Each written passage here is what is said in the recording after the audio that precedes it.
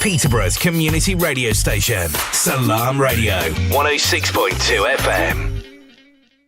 Assalamu alaikum, you are tuning into Her Chronicles on Salam Radio, a show where we take a deep dive into womanhood, various aspects of a young woman's life, including her physical, emotional and social experiences. I'm your host, Maleeha Iqbal, and joining me in the studio is the wonderful Eva. Hello Eva, how are you? I'm okay, alhamdulillah. How are you? I'm good, alhamdulillah. Thank you so much for joining me today. Thank you. We are going to be discussing career paths, educational systems, and also talking about our educational journeys, what it was like, what we feel like we missed out on, and the important lessons we learned from them. So Eva, what was your educational journey like? What were the good things, the bad things, and everything in between? Right, where do we start? So I am a born and bred Peterborough girl. I come from over in Orton, and I went to Neem Valley Primary School and then I went to Neem Park Academy. So very much everything within the city. And I think if I was to encapsulate my experience of going through school, going through education from 0 to 18, I think there was almost a before COVID and an after COVID. Oh, yeah. I was, revealing my age here, I was 14 when COVID hit. So I was in year 10 when we all went into lockdown for the first time. And I think prior to that, it almost felt as though my school experience was very sociable and I was always into the extracurriculars. So I'm sure we'll dip into that later in terms of the opportunities school and education gives you to build yourself as a whole person. And then I came back after COVID and it was just exams and trying to get our heads around doing GCSEs after not being in school for 6 months, and then whatever the new system was. I was part of the second cohort that we didn't sit exams, we had teacher assessed grades, so they weren't the same as the first year where people were assessed by an algorithm and oftentimes very unfairly assessed by that algorithm. I was part of the cohort where we were assessed by our teachers, and that worked out very well for some people and less well for others. And there were lots of questions of whether grades had been inflated, so whether people had been awarded more generously than they would have done had they sat the exams in the hall in that impartial setting. And I think teachers did a fantastic job of really trying to do their students justice, and I know they carried a lot of that, and there was very rigorous kind of moderation systems in place, but that kind of sits on a lot of people who didn't do so well, who are questioning maybe there was some bias involved there, and people who did really well potentially doubting themselves and thinking, is that actually what I would have been capable of? A bit of imposter syndrome there. So I stayed at the same school after my GCSEs to do A-levels. I did Spanish, history, English lit and sociology. Wow. Very humanities based, and I'm sure we'll come on to this, but as I kind of go through my lifelong learning journey now, I'm exploring more the digital technical side of things, which specialising when you're 16 doesn't really give you the chance to do. You have to pick one or the other. But I did that for A-levels, and my dream was always to go to Cambridge University to study Spanish and Arabic. And I did my interview for Cambridge, and long story short, I kind of decided after the interview that I didn't feel like Cambridge was for me, which some people listening to this might think, what? How? Exactly. And I talk to a lot of students now about that application process, and who knows, I'm still young now, maybe it would have been the right choice, maybe it would have made my career something that I'm more proud of at the end of the day and 30 years down the line. But I felt like Cambridge wasn't for me because I was doing a lot of volunteering at the time, and I realised that I really like working. I really like being stuck into a team and trying to solve a problem and working on projects. So I at first deferred my application to give myself a bit more time to think, and took a gap year. And that was when I started my now job at the Combined Authority. So I work in local government now. And that's exactly the kind of thing I love, just people focused, project based, working with a team, trying to make a difference. And I realised that I love that so much that I decided to carry on working, and there's a bit of a question mark over higher education for me at the moment. My dream now is to, over the next couple of months, inshallah, progress to do an apprenticeship, because you can apprenticeships, there's a lot of grey area around there. Some people think that it's only for very technical roles like construction or engineering, but actually there's a huge range of apprenticeships of all different levels you can do, some of which are more of a business or managerial side, around data as well. That's the kind of thing I'm interested in. So that's basically my educational journey. And now I think I probably study more despite working full time than I ever did when I was at school, because you figure out what you're curious about, and as you get older you become really aware of just how much there is that you don't know. So I think that kind of drives me in my pursuit to carry on studying and almost not going to university. That little bit of insecurity about, does that mean I'm going to be less knowledgeable than some of my friends and the people around me and my colleagues? It's kind of been a bit of a stick behind me, encouraging me to try even harder to keep learning, when learning isn't the goal of my day-to-day life. But that's my story in a nutshell. Wow. And that's quite a journey. MashaAllah, you have gone on to achieve such incredible things. And going back to what you said about COVID striking, it actually struck when I was in year 11, so I didn't actually sit any of my GCSEs. And I've never taken an exam before because I actually went on to do college. So I did get predicted grades that I wasn't really happy with. Sure. And I genuinely thought this was the end of my world. This was it now. There was no bright future for me. And from secondary school, I just don't feel like I grasped any of the skills I needed to progress into further education, nor was I told about anything else other than sixth form, and that being the straight path to getting a good job and getting a highly paid job, really. And that's where you're going to learn the skills, and that's when you're going to be part of a team and doing your dream career, whichever it is. So I find it interesting that you actually learned that you want to work and go into an industry from your own work experience that you gained. So would you recommend young people, let's say in secondary school, who don't really know whether to go on to sixth form or college, to kind of gain work experience to know what it's like? What I would say is thinking about a dream career, and I'll tell you a bit about my job now first as well. I work for something called the Careers Hub, and we're part of the Combined Authority. And what the Careers Hub does is it works with schools and colleges across the county, and they have them all around the country, but we're based in Cambridgeshire and Peterborough. It works with careers leaders and teachers in schools and colleges to support them in planning their careers provision.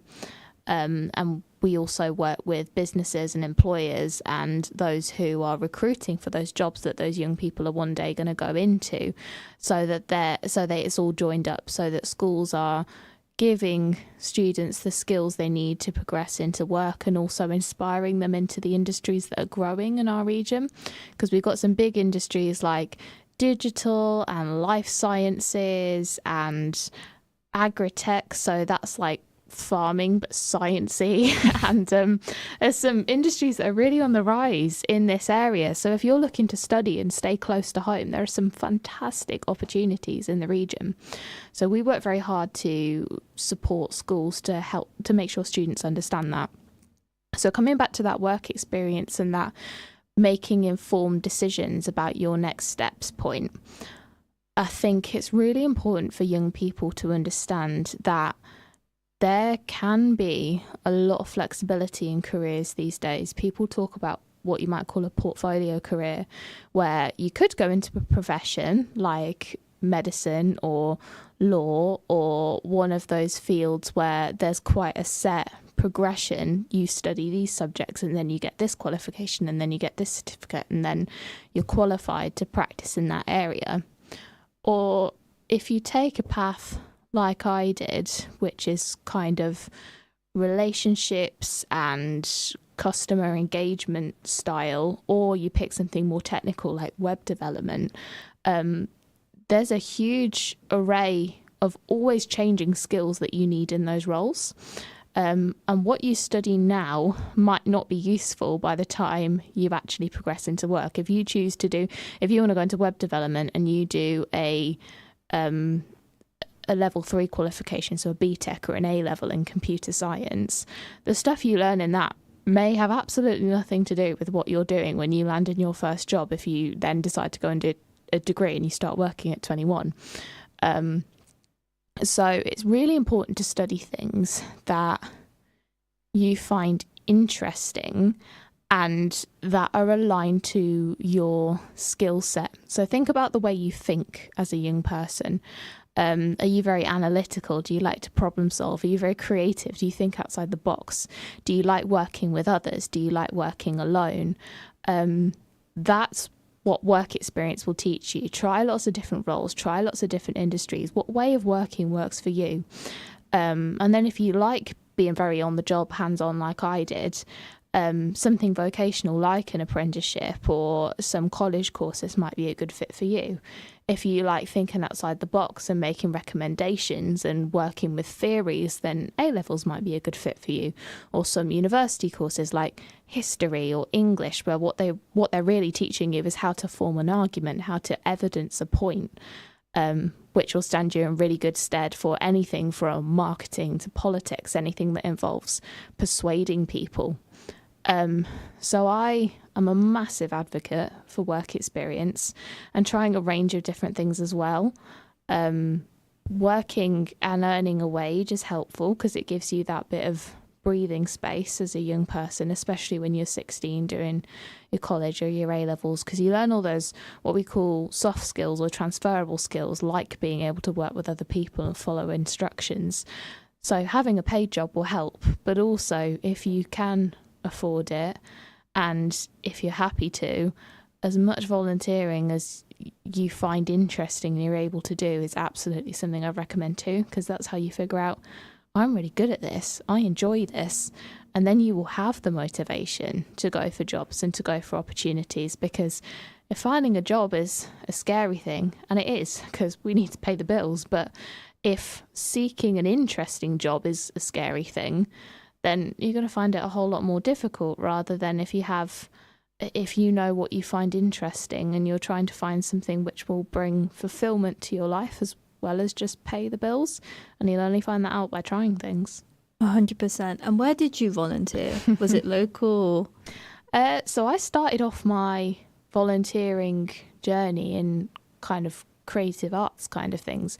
I worked with a organisation called Jumped Up Theatre, and I was part of their sounding board, which is basically, they are an organisation who they deliver all kinds of arts and culture activities in the city. And the youth sounding board came about just after COVID, and it was them as a team asking young people from the city, what do you want to see in terms of arts and culture in the city?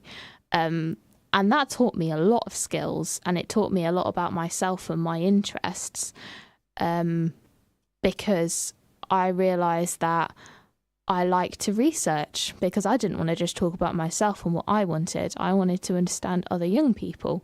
So it taught me that I like, that's what led me to explore journalism, because I thought, I want to tell a story on behalf of young people, their journalistic skills. It also taught me that I like presenting, because as soon as they realised, wow, this is a really cool group of young people who are quite good at talking, we were asked to go and present in London once to a industry board from arts and culture sector. And that was an incredible experience. And the more things you try, it builds your confidence. So that's where I started with kind of volunteering and community engagement. And from there, I got involved in the Peterborough Youth Council.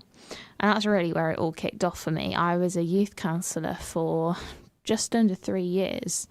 And whilst I was in the youth council, I also became Peterborough's youth MP for a bit.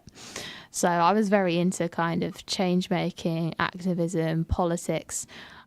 I'm still super into social change, but I'm not a political person now. I like working. I'm an officer. I like working on the inside. You tried it. I gave it a go, Yeah. and I realised that I like being closer to the nitty gritty rather than some of the strategic work that politicians do. But so it was a lot of kind of campaigning that I got involved with, and that's when I learned a lot of this is project management skills and stakeholder engagement skills. And these are these big fancy words which you one day end up putting on a CV or on your LinkedIn. But I think that reminds me of how important it is to have mentors and people who are working to support young people to transfer what they're learning in all these kind of abstract opportunities, whether it's playing football or building websites on some kind of no-code tool or whatever you're doing because you enjoy it as a young person. There are work skills in there, and there are mentors who will help you articulate to employers, actually, you're more skilled than you think you are as a young person. And it's like you were saying a moment ago about feeling almost intimidated by the idea of moving into further study or work and thinking, well, the pandemic has denied me so many opportunities, I'm not ready for that. It's important that you feel ready, and that's a separate issue. But actually, in lots of ways, you are ready as a young person. You've learned so many skills, and you're never the finished article. You're always getting better and better throughout your career. So it's important to know where your gaps are as a young person, but it's also important to have the confidence to know I'm not a blank slate. I've got some skills, and the right job will help me refine them. Yeah, 100%. It's about being self-aware and also having that encouragement from your teachers to say, hey, I see these skills in you, and I see some of the passions you already have through your work, or just showing love for a certain subject and kind of showing them different options as to what career paths they could go down, and also the importance of work experience. Definitely. And do you feel the schools could play more of a role in trying to search for work experience for their students, or broadening their horizons by maybe bringing people in to talk about their careers and how they went down all different paths to find the job they are passionate about now? I think it's always changing and improving. I think just noticing the difference in careers provision in schools from when I started secondary school to working with schools now, it's always on the up. Schools are holding careers fairs, mock interviews, opportunities like that, and the impact of those and what students get out of it shows that we do need to do more of it, totally. And I throw it back to any employers as well, that if you're thinking, where are we going to get our future talent from? These young people who are going to be, if you've spent decades building your business and you're trying to succession plan for a future workforce, then engaging with schools is a really good way to do that, because there'll be some really bright young people in there who you might want to join your team immediately, or you might want to give them some things to go away and think about if there's some further training they need. So getting employers and young people closer together is something which schools could definitely enable, because that makes the world of work less scary as well. You hear from a lot of adults, young people today, they've got no communication skills. They can't have a normal conversation. They can't shake your hand. They can't make eye contact. But if young people are being told, as sometimes as a way to try and support them to focus and study, you are going to go nowhere in the world of work if you don't get your head down and do all these things, then that might motivate some young people, but it also makes the world of work sound very scary, and we're all going to end up there eventually. There isn't a huge amount of people who won't work at some point in their life.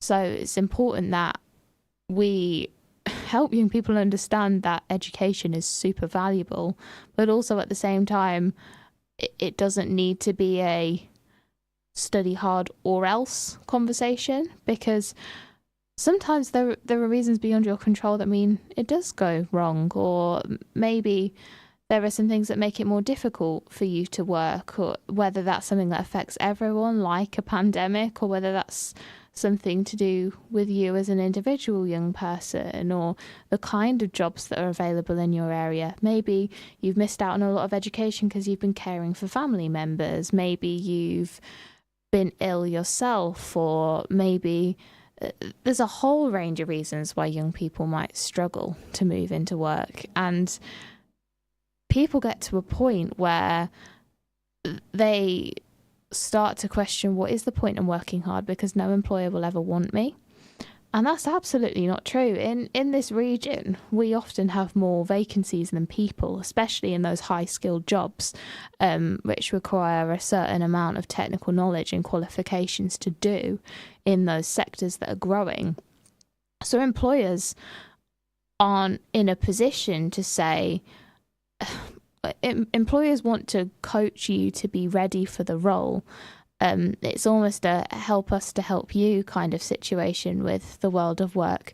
We're not going, if every young person is too terrified and put off to continue their education because they feel like they're never going to reach a level where they are employable, then we're not going to be able to recruit. So it's important that throughout that system, from the language teachers are using to the language employers are using, to the way young people are thinking about themselves and their skills, that we see it in a progressive way, where if you're not quite ready yet, what are the practical steps you can take to move into it? And that's a conversation that takes employers and teachers and youth workers and parents all working together to understand that young people are going to end up in a job eventually, and it's important that we find them the right one and they've got the right skills for it, and that can't be built on fear. Yeah. I know for me, there's definitely a sense of imposter syndrome when I think about, oh, okay, by the time I'm in my third year, I need to be thinking about a real professional career. Yes. A real girl job, which sounds very daunting. But as much as universities really try and encourage you to feel that you are ready and that you have the skill set and you have the work experience, you're still going out there into a world you're not all too familiar with at times, because there is that kind of gap between employers and educational institutions. Yeah. How can we merge the two? How can we move forward where university students who are about to graduate, and even people leaving secondary school, feel they're ready? I know there's a sense of they need to believe in themselves and they need to see how far they've come, but what can employers do to help that? So there's a big question there about seeing university and finishing university as being the end. And if I'm not the finished article at the end of this process, if I'm not employable by the time I finish that 3-year degree, then what am I going to do? And there's a huge amount of pressure on graduates. And that is being recognised by government at present. There are a lot of questions about the type of qualifications which universities are delivering and whether they do lead people into jobs. I'm not one to agree with slandering particular qualifications because there's value in most types of learning. It's a question of, like we were discussing earlier, how do you help someone understand the skills they are learning from a course that might be more abstract? Are you learning analytical skills? Are you learning creative skills, leadership skills? So I think there is work to be done with supporting graduates to start looking at roles earlier in a not terrifying cliff edge way, for universities to be able to be present with their graduates and schools as well to support that transition, and because it's good for both of them. So we need better systems to support learners to move into work. But employers are working very closely with some universities, some training providers, to almost purpose build courses that will support people into jobs.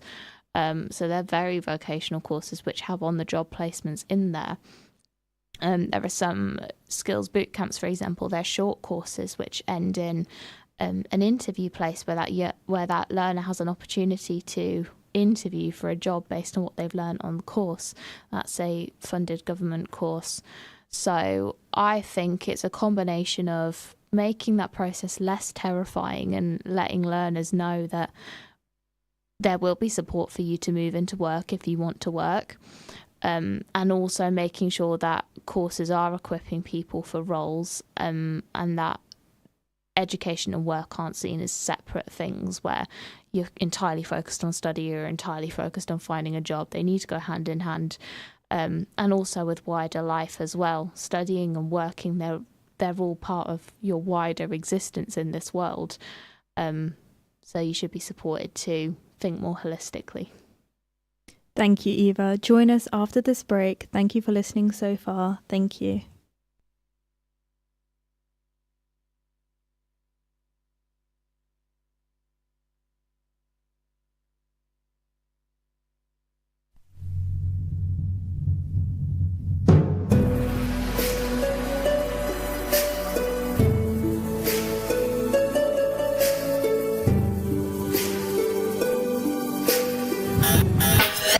You're listening to Peterborough's community radio, Salam Radio. Salam Radio.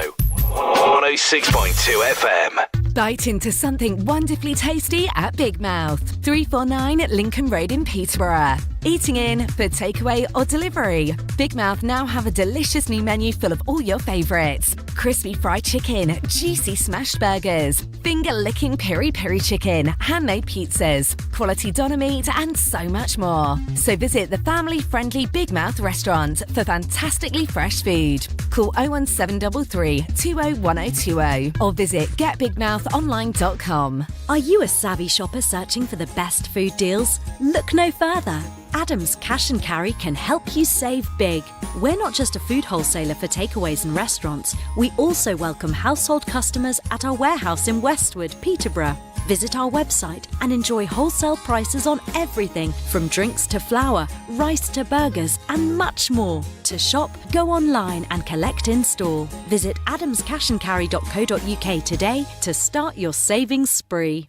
Satisfy your cravings at Ibrahimi Buffet Restaurant. Enjoy a tantalising variety of Chinese, Italian, Pakistani and comfort food favourites from starters to desserts. Kids under 5 dine for free, so bring the whole family to our location at 63 Sycamore Avenue. Open every day from 5 p.m. till 10:30 p.m. Call us on 01733 313131 or book online to reserve your table. Ibrahimi-restaurant.co.uk. Every bite is a delight at Ibrahimi Buffet Restaurant.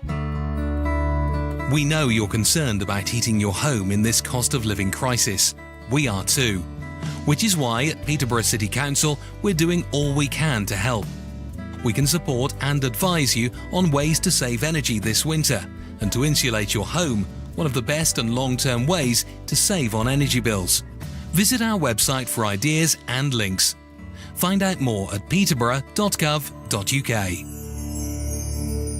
2020 World Buffet is inspired by the best foods from around the world. See our teppanyaki chefs grill your food to order, or choose delicious Indian, Italian, Chinese, Mexican dishes and British favourites, all halal. 2020 World Buffet offers you unlimited food at a set price. Open 7 days for lunch and dinner. Catering, wedding and party services available too. Call 01733 566 320 or visit 2020buffet.co.uk. 2020 World Buffet, 35 New Road, Peterborough, PE1 1FJ. Do you own a restaurant or takeaway? Cater Fair is an expert supplier of new and used commercial catering equipment.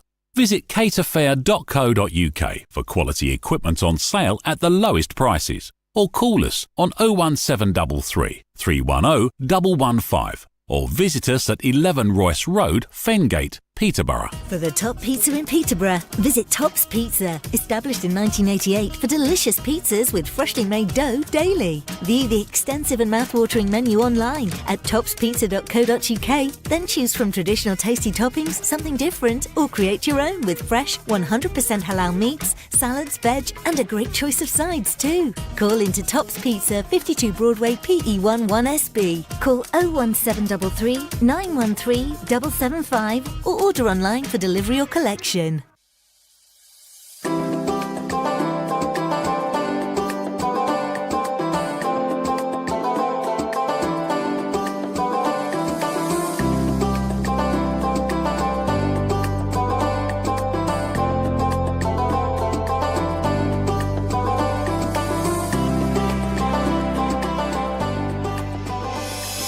Peterborough's community radio station, Salam Radio, 106.2 FM.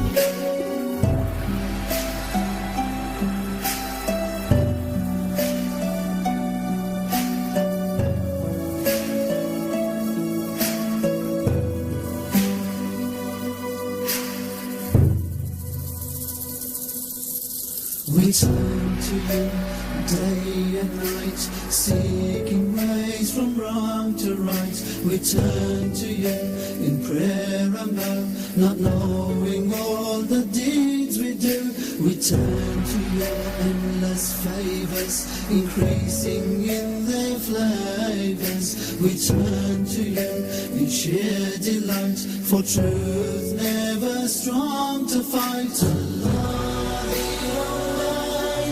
Allah,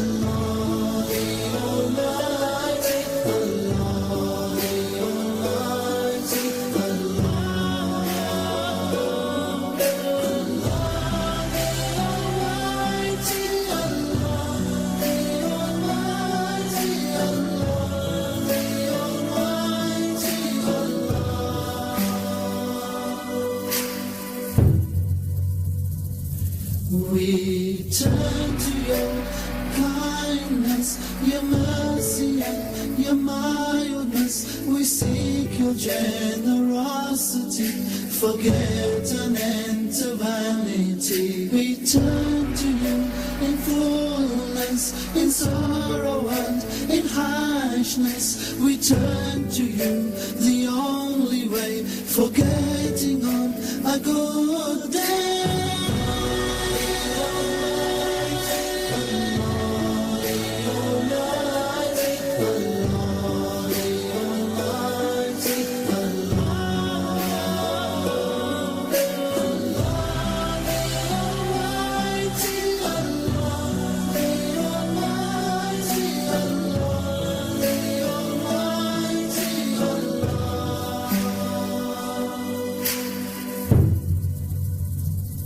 We turn to you, most merciful, as sin so plentiful. Oh mankind, you wrong yourselves, my mercy is endless. Allah the Almighty, Allah the Almighty, Allah.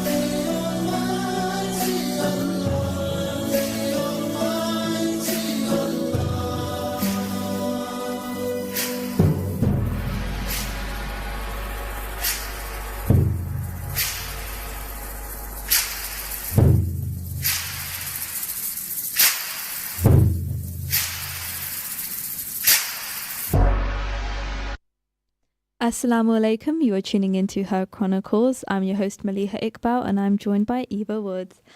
Thank you, Eva, for joining me. We have just been discussing our educational journeys, what we feel like we weren't encouraged to do in such as skills, and just having the mindset to believe in yourself and pushing yourself to be in positions where you get to explore different sides to career paths and gain work experience. Eva, what do you think some of the issues from speaking to young people and all the research you've correlated throughout the years in your career? Well, not years, but my the short last career, year. the busy one, yeah. Your very busy career, alhamdulillah. But what have you seen and heard about what young people feel they're missing in their educational journey? Oh, there's a few things. I think one of the things that really saddens me is young people who feel like they aren't employable or no employer's going to want them, because I hear that quite frequently. In my role, I do various mock interviews, so I'll go into schools across Peterborough and speak to young people. And when you do a mock interview and you volunteer, which by the way, it's super easy to do, but if you choose to go into a school and support a mock interview, so I'm just putting that out there in case anybody's thinking, how can I help young people find out about their careers? I can share some information on that. But when you go in, you get a little template and you ask young people questions like, what's your dream organisation to work for? What are your skills? What are potentially some of your areas to work on? Tell me about a time when, it's all of those questions. Tell me about a time when you worked in a team or when you worked independently. And the amount of young people who don't know where to start with those questions. So that's one of the main things that stuck out to me. Young people not feeling able to articulate their own skills, especially when you know that they've had so many experiences. They work in a team all the time. They play football or they wrestle or they support their teammates. They have showed calmness under crisis all the time and supporting family members, or maybe they've helped out in the family business, or you just never realise, do you? Exactly. What you're doing in the moment. And that is the most rewarding thing, to sit and talk to a young person and just kind of eke out of them, well, have you ever done this? So that's a skill. Have you ever tried that? That's a skill. So I think there's a big role for adults there, and just chatting to young people about it. Sit down with your kids and ask them, what are your skills? What are your strengths? Because you know them best, so you can help them identify some of those things. Mock interviews at home, if you can do those, amazing. Also, something that sticks out to me is young people who don't necessarily know why they're doing what they're doing, and it's very stressful to be, I'm not saying that you have to justify every choice you make throughout your educational journey, because sometimes you're just doing something because it's interesting, or because you know you want a professional career that requires a degree and therefore you're doing A-levels so you can go to uni. Some things you don't need to delve into in massive detail. But when a young person tells me that they want to go into a career in digital, and they're asking me questions about personal statements and that kind of thing, and they don't seem to really want to go to university. And I think making decisions about your education, it's important to know it's not the end of the world, and you can always change your mind, and education is a lifelong journey. But also sometimes young people find themselves under a massive amount of pressure to go through a process and they're not really sure why. And that's why young people they'll go off to university for the first time, and maybe they'll struggle to stay motivated because they never really had to ask themselves, why am I here?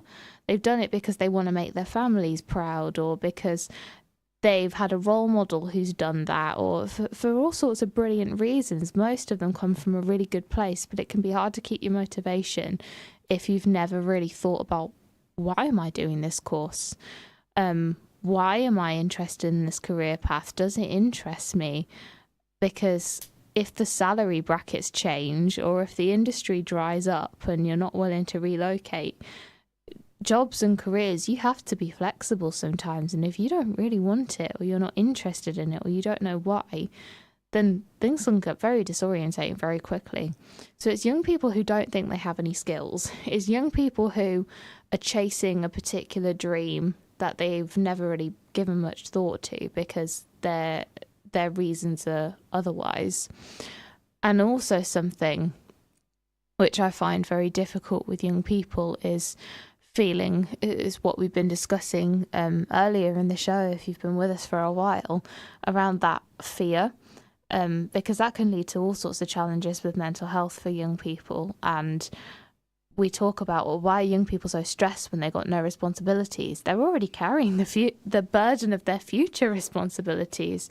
And sometimes people can, that has an adverse effect. You can be so worried about the future that you end up achieving less because your anxiety becomes so crippling that you actually can't sit your exams, or you can't network or get to know your community and build a life for yourself. So sometimes taking things just slightly more slowly and intentionally and purposefully can mean that you will build a career and a life as a young person that is more meaningful and more successful in the long term. And it's really hard because we've got these set brackets of you're 16, that's when you make a decision about whether you want to stay in education. You're 18, this is when you decide whether you want to go to uni or not, or whether you want to move out or not. If you're not ready to make that choice, there's a huge amount of pressure that falls on you. And I wasn't ready to make that choice at 18. I'd just had my world shaken where I'd come out the womb wanting to go to university and suddenly realise I didn't. But I was able to go and work for a year and then decide to stay in work. And now I'm considering, right, what's the next step for me? Is it an apprenticeship? Is it university? Is it a couple more years of work? That's tough. I've got trying to articulate that to family is never easy. But most of the time, family want the best for you. So it's important that educators and people like me who work in local government, who work in skills and make that policy about which qualifications exist and how we are educating our young people, also work with parents and adults, because that puts a burden on the young person too, if they have to be that go-between. If they know that their heart's in the right place, they're trying to earn a living, they're trying to build a career, but actually they know what they need to do for that, and it's not the same as what their parents feel they need to do for that or what their parents' journey was, it can be very hard for a young person to explain that, and they might end up making the wrong choice. So it's important that families are involved in that too, and it doesn't all have to go through the young person, because it is a whole family decision whether somebody moves away to study or not, or whether somebody... It's impossible for your family not to be impacted by your educational decisions. If you choose to go to university, if your parents earn a certain amount, they will be expected to contribute to your living costs by the way the student loan system works. So it does always impact those around you, the educational decisions you make. So it's super important that more people are included in that and young people don't feel alone in their decision making. I think that's the third issue I pull up, that young people are expected to know everything by themselves. Yeah. And that's why mentors, parents, teachers, coaches exist, because they're there to provide that guidance and make that young person feel less alone, because it will have a negative effect if they are forced to carry all that anxiety. And a lot of young people do go through that alone. I was once an 18-year-old who had no idea. Well, I did have an idea that I did want to pursue the university path, and I decided to move away from home because I didn't feel like there was anything that Peterborough could offer me. But that being said, I was in a bubble in secondary school where I didn't really know how to interact with other people outside my bubble. I had no idea what social interacting meant, what connecting with people in the local community or the local government. I didn't know who any of those people were. Exactly. And I had no idea how to communicate with people. What would you say? How did you kind of put yourself out there in terms of mentally preparing yourself to connect with new people and just go beyond and broaden your horizons? I think a lot of it is throwing yourself in the deep end. When I was working with the youth parliament, I suddenly found that I spent lots of my day in meetings with professional adults, and I very quickly learned how to have a meaningful conversation with someone in a professional role. And I remember my friends at school used to joke, they'd look in my diary and they'd be like, who on earth is that? And when I mean like my calendar, like my Outlook calendar, anyone knows that terrible thing that we all have to look at on a Monday morning. So I think it was a bit of a throw yourself in the deep end moment, and I'm very grateful for all the people who worked with me whilst I was developing, and just give you the patience to not be the finished article as a young person. I still do a lot of work in Youth Voice now. I work with Peterborough Youth Council still and other youth groups across the city, and sometimes I'll hear feedback from what we would call in the youth voice world decision makers. So people who those youth counsellors, those youth advocates speak to try and help them understand a young person's perspective on things. Sometimes I get feedback from decision makers about different groups of young people, and they will talk about the way young people communicate, how eloquent they are and how kind of articulate they are, and they're always surprised by that. And that's because those young people have had the opportunity to speak to adults, and it's important that young people aren't given more responsibility than they're ready for, because that can be very scary, and it can, if you make a mistake and you feel under scrutiny for that, it can put you off trying leadership roles in the future. But being able to slowly increment the challenges you give a young person in a professional atmosphere really builds people's confidence. That's how I learned, just having some fantastic people around me who supported me to challenge myself, do things that were outside my comfort zone, until it's exactly the same as going to the gym. You just gradually increment what you're attempting as you get stronger and stronger. That's what starting work is like.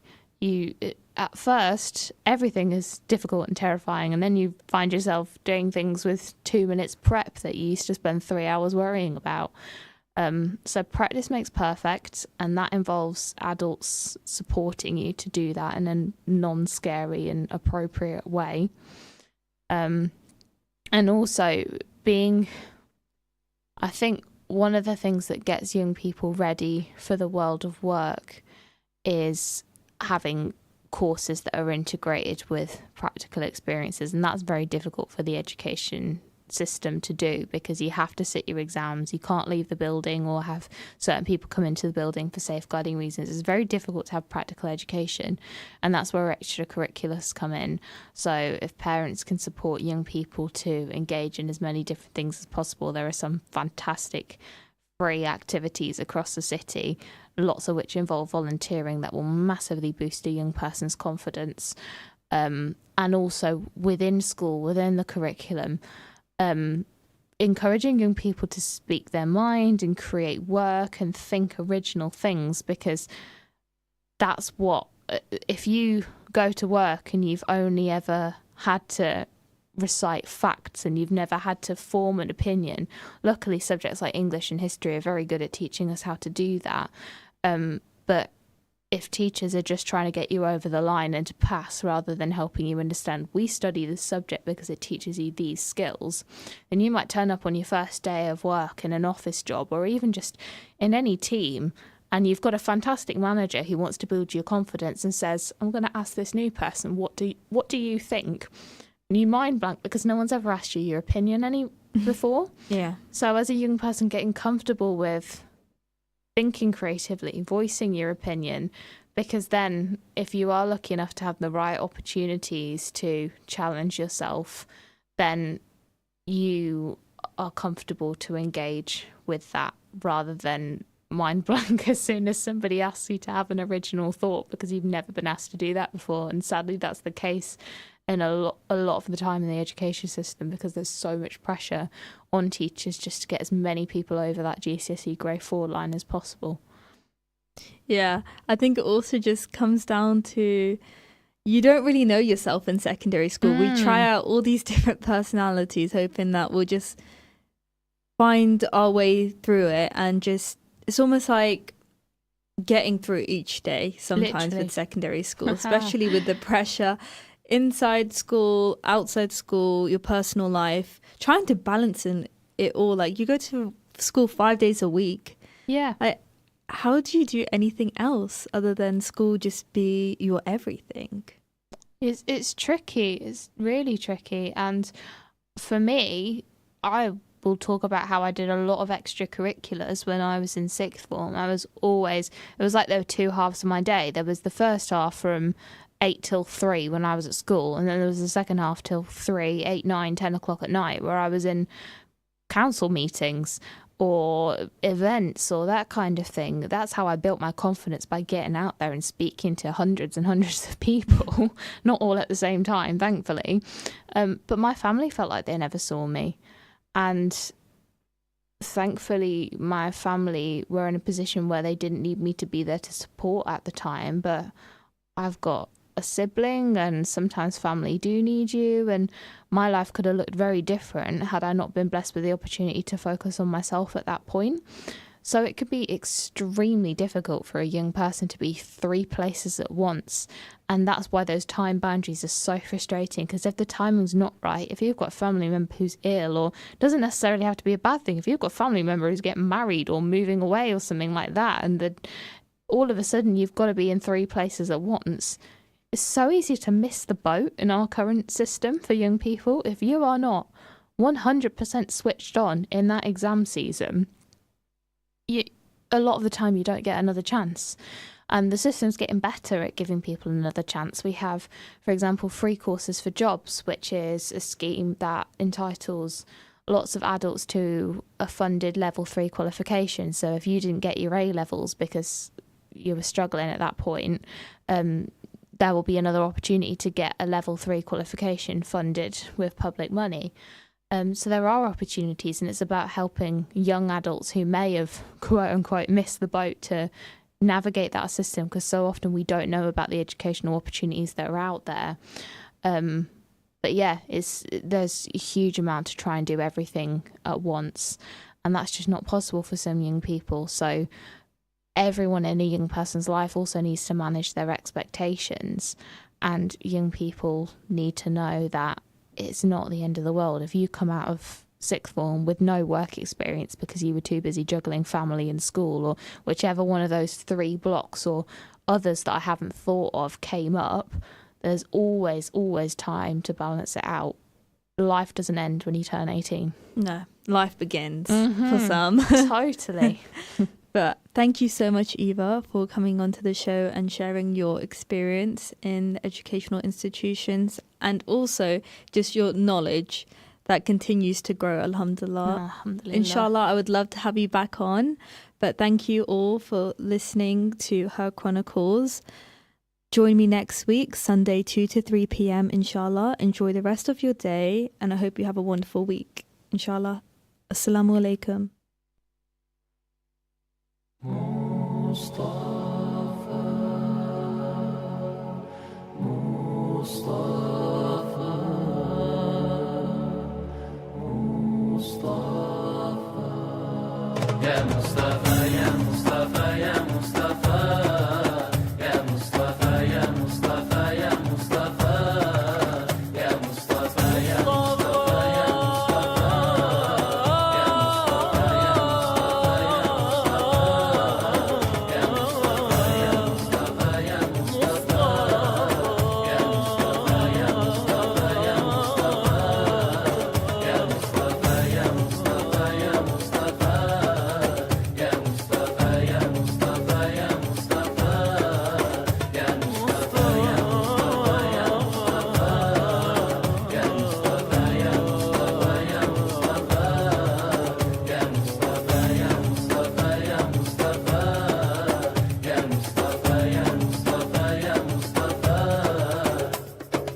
اللهم صل على المصطفى اللهم صل على المصطفى مصطفى مصطفى مصطفى مصطفى مصطفى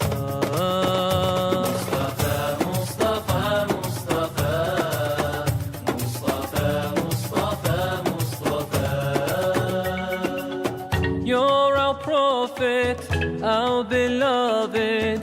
Truly you are most just and kind. You're our prophet, our beloved. Truly you are most just and kind. You're our prophet, our beloved. Truly you are most just and kind. Allahumma salli ala al-Mustafa. اللهم صل على المصطفى مصطفى مصطفى مصطفى مصطفى مصطفى مصطفى مصطفى مصطفى مصطفى مصطفى مصطفى يا مصطفى يا مصطفى يا مصطفى